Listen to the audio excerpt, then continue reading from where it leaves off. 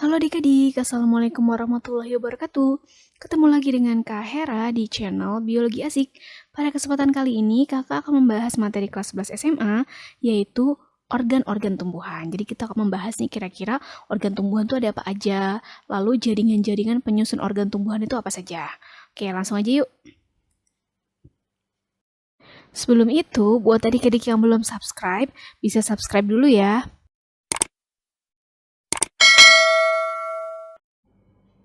Oke, cakupan materi yang akan kita bahas pada video kali ini. Yang pertama, kan kita akan membahas mengenai organ-organ tumbuhan ya. Otomatis ada 6 yang akan kita bahas, yaitu organ akar, kemudian batang, daun, bunga, buah, dan biji.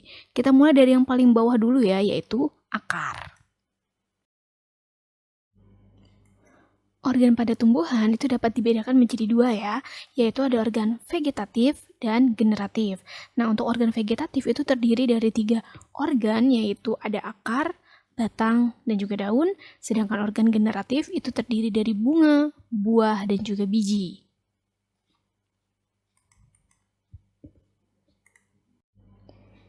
Yang pertama ada akar. Akar sebagai organ vegetatif pada tanaman itu memiliki fungsi yang pertama adalah untuk menyerap air dan zat hara dari dalam tanah.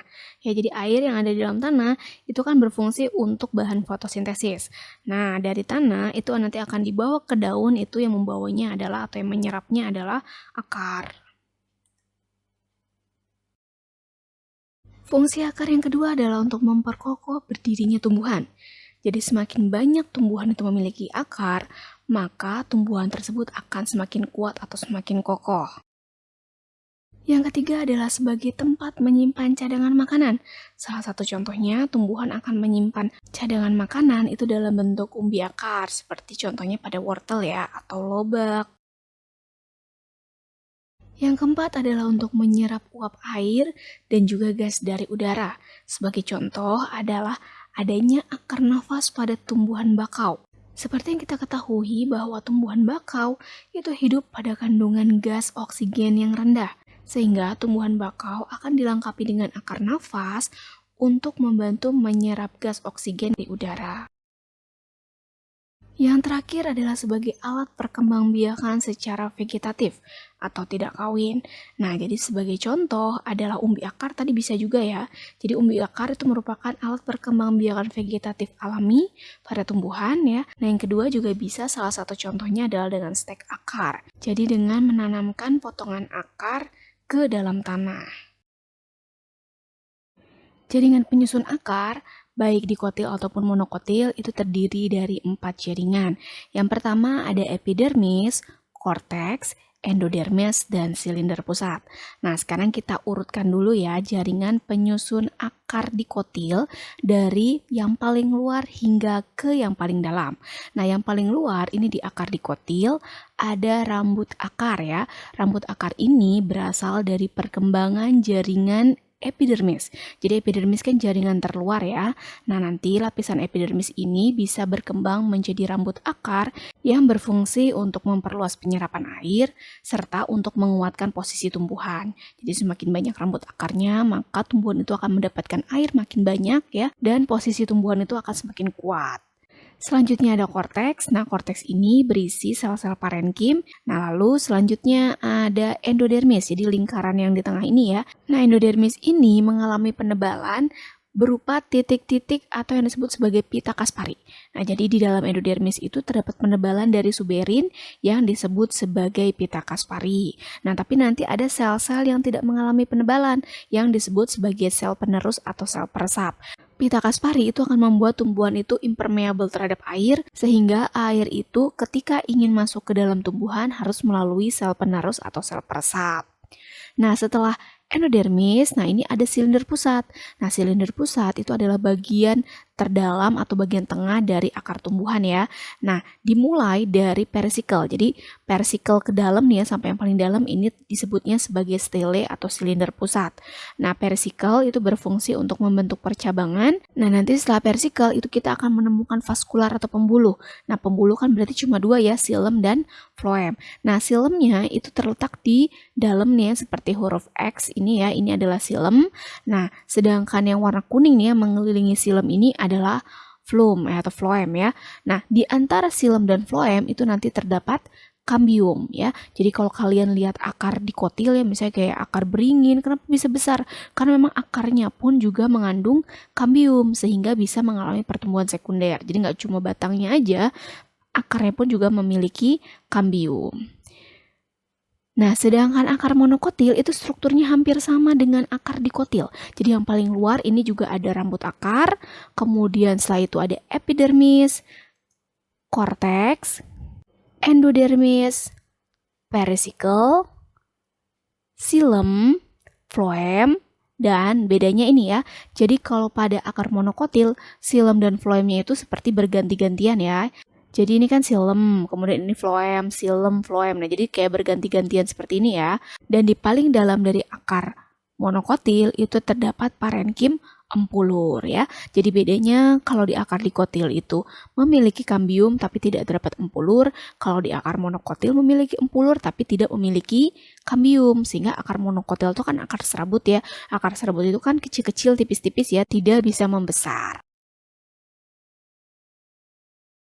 Sehingga jika kita urutkan, maka urutan penampang melintang dari akar dikotil, kalau dari luar ke dalam ya, berarti ada jaringan epidermis, lalu ada korteks, endodermis, dan stele. Nah, stele pada akar dikotil itu terdiri dari jaringan perisikl, phloem, kambium, dan xilem. Jadi pembedanya di sini dari kambiumnya ya. Sedangkan monokotil itu terdiri dari epidermis, korteks, endodermis, dan stele. Sama ya, tapi stelenya terdiri dari perisikl, phloem, xilem, dan empulur ya. Jadi pembedanya di sini ada empulur ya. Organ yang kedua ada organ batang. Nah, fungsi batang yang pertama adalah untuk menopang tumbuhan. Nah, jadi seperti yang adik-adik lihat ya, bahwa tumbuhan itu bisa berdiri tegak karena memiliki batang. Yang kedua adalah untuk mengangkut air dan zat hara dari akar ke daun. Nah, jadi air dari dalam tanah tadi kan diserap oleh akar ya. Nah, air tadi akan digunakan untuk proses fotosintesis yang terjadi di daun. Nah, untuk bisa sampai ke daun, maka air itu dari akar akan melewati batang terlebih dahulu ya. Yang ketiga adalah sebagai tempat menyimpan cadangan makanan. Jadi batang juga sama seperti akar bisa digunakan untuk tempat menyimpan cadangan makanan. Contohnya pada umbi batang seperti kentang atau ubi jalar. Yang keempat sebagai alat perkembangbiakan secara vegetatif. Ini juga sama seperti fungsi akar ya. Jadi fungsi batang salah satunya juga bisa digunakan sebagai alat perkembangbiakan secara vegetatif. Seperti contohnya ini adalah stek batang. Jaringan penyusun batang, yang pertama untuk dikotil ya, dari luar ke dalam. Yang pertama, yang paling luar ini sama ya sebenarnya, mau akar, batang, daun, paling luarnya itu adalah jaringan epidermis ya. Nah, setelah epidermis, nanti kita akan menemukan parenkim korteks ya, sama ya, jadi ini seperti akar juga ada korteks. Lalu ada perisikl, kemudian phloem, kambium, xilem, dan empulur ya. Jadi pada batang dikotil itu terdapat kambium yang berfungsi untuk pertumbuhan sekunder atau untuk memperbesar batang. Makanya tumbuhan-tumbuhan dikotil itu batangnya bisa membesar. Nah, sedangkan pada monokotil bisa dilihat ya perbedaannya ya. Jaringan pembuluhnya itu tersebar. Untuk jaringan pertamanya masih sama, ini adalah epidermis. Nah, bedanya di sini ya, karena pada monokotil itu tidak terdapat kambium sehingga berkas pembuluhnya itu tersebar. Kalau ini kan teratur ya, melingkar gitu ya. Kalau ini tuh tersebar dan tidak bisa dibedakan antara korteks dengan empulur. Jadi biasanya hanya disebut sebagai parenkim dasar ya. Jadi kan kalau misalnya di dikotil jelas ketika belum ada pembuluh maka ini parenkim korteks, dan ketika sudah mengandung pembuluh maka ini parenkim empulur gitu ya. Nah, sedangkan pada monokotil karena batasannya itu tidak jelas sehingga hanya disebut sebagai parenkim dasar. Nah, ini pembuluhnya ya. Jadi untuk pembuluhnya pun sama, terdiri dari xilem dan phloem tapi tidak dipisahkan oleh kambium ya. Jadi ini yang atasnya phloem sedangkan yang bawahnya itu adalah xilem. Oke, jadi ini adalah urutan penampang melintang untuk batang dikotil ya, dari luar ke dalam. Jadi yang pertama tadi ada epidermis, kemudian korteks, Sebenarnya pada batang dikotil itu juga terdapat endodermis. Jadi sebenarnya setelah korteks itu juga ada endodermis. Nah, tapi endodermisnya itu berisi tepung yang disebut sebagai phloterma atau sarung tepung. Nah, sisanya itu berarti dari perisikl ke dalam itu adalah stele ya atau silinder pusat. Nah, jadi dari perisikl, kemudian flum, cambium, xilem, dan empulur itu adalah stele atau silinder pusat. Jadi sama sebenarnya seperti penyusun akar dikotil. Untuk batang monokotil, maka penyusunnya hanya epidermis, parenkim dasar, kemudian flum dan xilem ya. Organ tumbuhan yang ketiga adalah daun ya. Jadi daun ini masih termasuk organ vegetatif tumbuhan yang fungsinya yang pertama adalah sebagai tempat fotosintesis. Jadi fotosintesis adalah penyusunan senyawa organik yaitu penyusunan glukosa dari senyawa anorganik yaitu air dan karbon dioksida dibantu dengan menggunakan sumber energi yaitu cahaya matahari. Yang kedua adalah sebagai tempat menyimpan cadangan makanan. Nah, salah satu contohnya misalnya ada umbi lapis. Nah, umbi lapis itu merupakan modifikasi dari daun ya. Jadi lapisan-lapisan yang terdapat pada umbi lapis, contohnya pada bawang, ini merupakan modifikasi daun yang digunakan untuk menyimpan cadangan makanan. Yang ketiga adalah sebagai organ pernafasan. Nah, jadi daun itu berfungsi sebagai organ pernafasan. Nah, tumbuhan itu akan bernafas, jadi bukan tumbuhan itu nafasnya malam-malam siang fotosintesis, enggak ya. Jadi tumbuhan itu ketika siang hari itu berfotosintesis, berarti kalau fotosintesis kan memasukkan karbon dioksida dan mengeluarkan oksigen ya. Tapi selain berfotosintesis, tumbuhan itu juga berespirasi. Jadi tumbuhan itu berespirasi setiap saat ya, baik siang ataupun malam. Jadi bukan siang fotosintesis, malam respirasi, enggak ya. Jadi dua-duanya dia respirasi. Cuma bedanya ketika siang hari, tumbuhan akan berfotosintesis juga.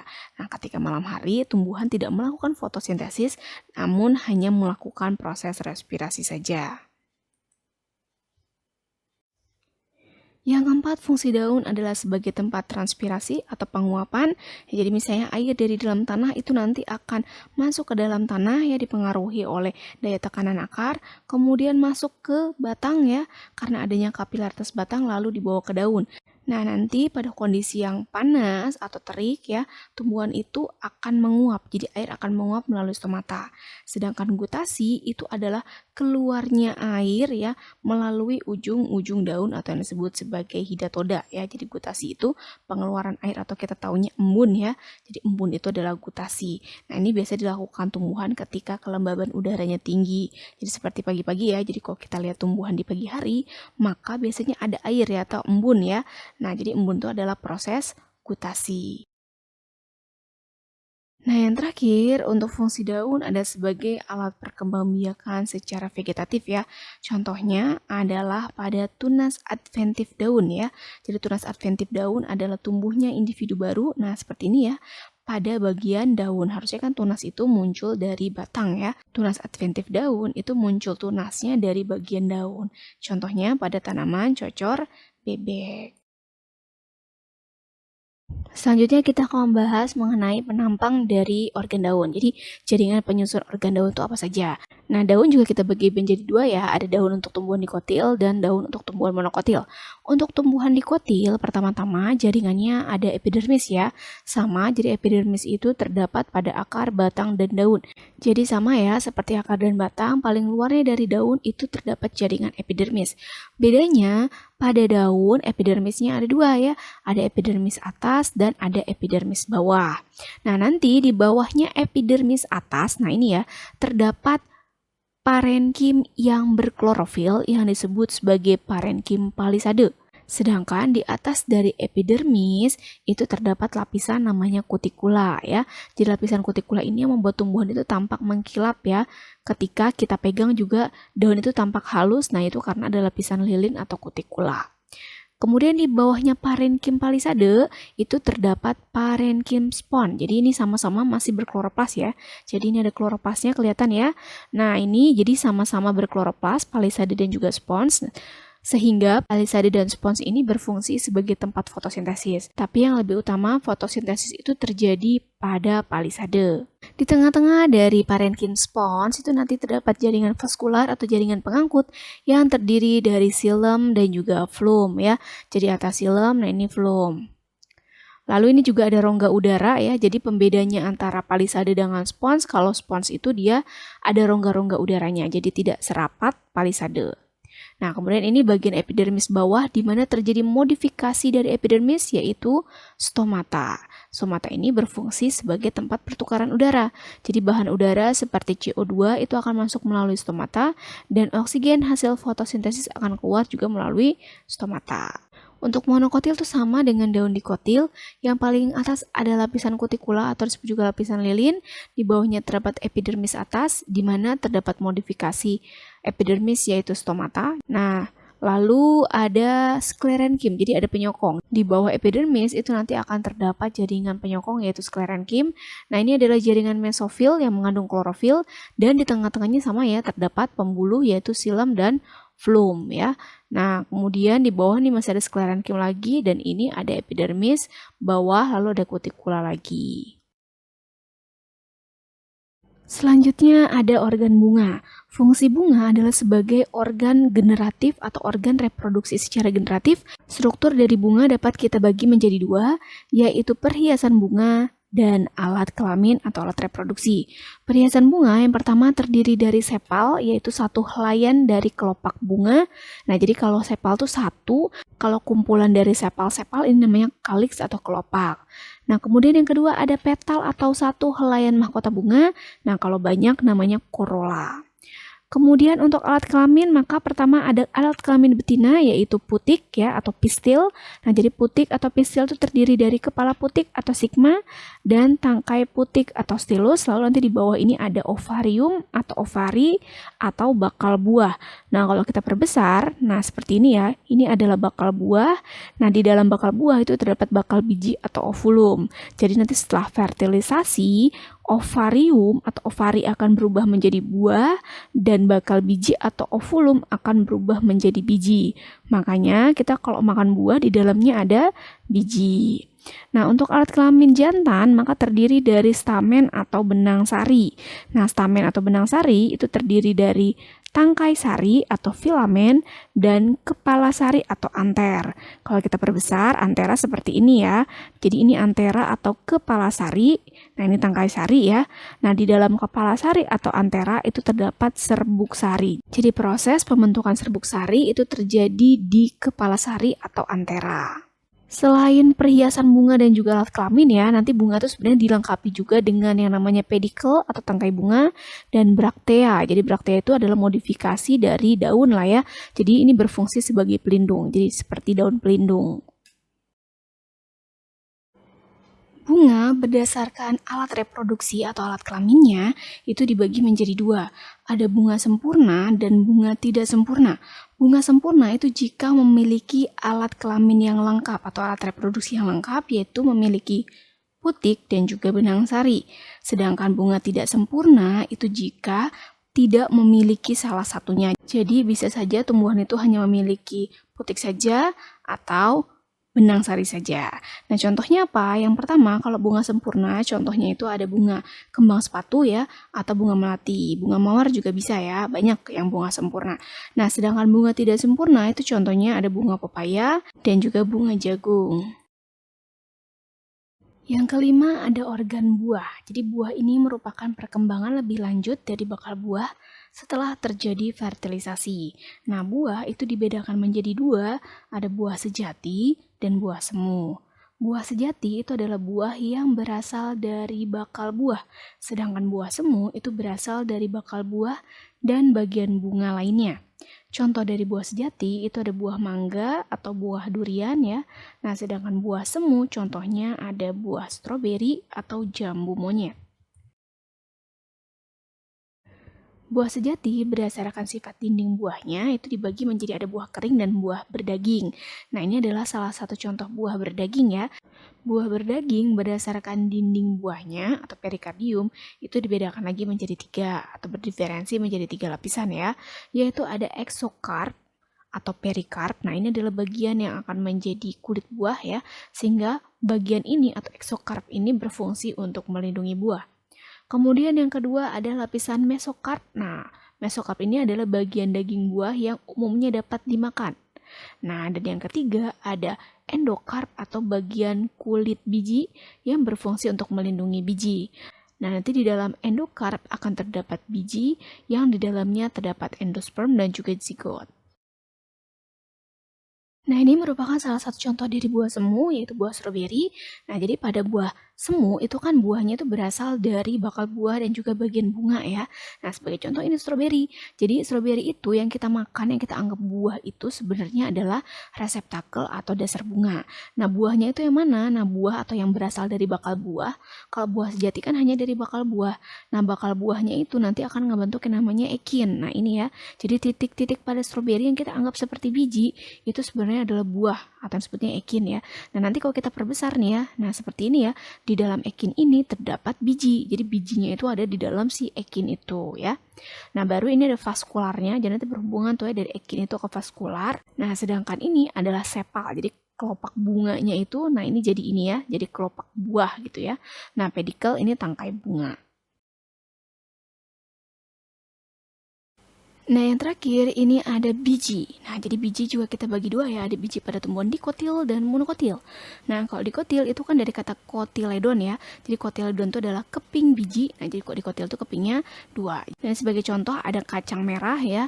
Nah, jadi strukturnya pertama terdiri dari kotiledon atau keping biji. Nah, ini menjadi cadangan makanan ketika biji itu belum memiliki daun ya.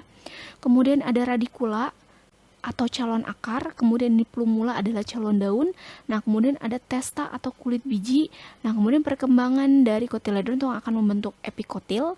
Epikotil itu jadi bagian kotiledon yang memanjang ke atas, sedangkan hipokotil itu adalah bagian dari kotiledon yang memanjang ke bawah.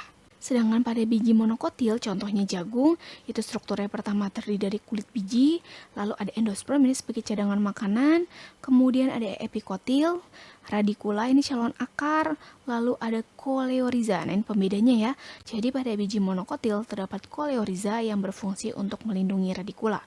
Lalu ada plumula. Jadi plumula ini adalah calon daun sama ya. Nah, kemudian ada koleoptil. Nah, koleoptil ini berfungsi untuk melindungi plumula. Nah, jadi ada dua struktur ya. Kalau misalnya di monokotil, jadi ada pelindung dari plumula yaitu koleoptil dan ada pelindung dari radikula yaitu koleoriza. Nah, kemudian ini kotiledonnya ya atau skutelum. Oke adik-adik, itu tadi pembahasan mengenai organ-organ tumbuhan ya, jadi dari akar sampai dengan biji. Nah, nanti kalau adik-adik ada yang belum paham, bisa diulang-ulang lagi videonya ya. Dan jangan lupa untuk like, comment, share, dan juga subscribe ya, biar kakak makin semangat untuk bikin video-video selanjutnya ya. Oke, sampai ketemu lagi di video-video selanjutnya. Terima kasih, Assalamualaikum warahmatullahi wabarakatuh.